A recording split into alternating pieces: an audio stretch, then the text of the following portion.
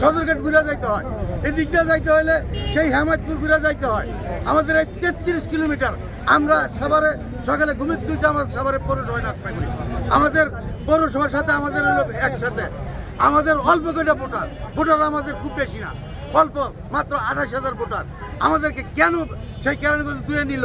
এর জন্য আপনাদের কাছে আমাদের জোর দাবি, নির্বাচন কমিশনারের কাছে মহোদয়ের কাছে আমাদের জোর দাবি।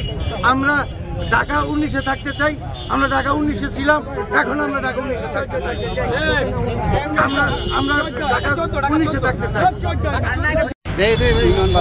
ঢাকা 14-তে থাকার জন্য আপনারা প্রতিবাদ সভা, প্রতিবাদ মিছিল এবং গণস্বাক্ষরের মতো বিভিন্ন পদক্ষেপ নিয়েছেন। তো আগামীতে আপনাদের আরো হ্যাঁ, আমাদের পদক্ষেপ আছে। এটা আজকে আমাদের দ্বিতীয় মানববন্ধন।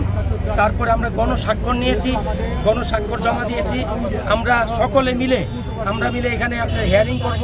আমরা শুনানির ব্যবস্থা করেছি, আমরা হাইকোর্টে রিটের ব্যবস্থা করেছি। তারপরেও যদি আপনাদের সহযোগিতায় আমাদের দাবি যদি না মানে, তাহলে আমরা অনশনে নির্বাচন বয়কট করব। এবং নির্বাচন বয়কট করার পরেও যদি আমাদের যৌক্তিক দাবি, প্রাণের দাবি, সর্বস্তরের জনগণের দাবি তারা যদি না মানে, তাহলে আমরা অনশনে যাব।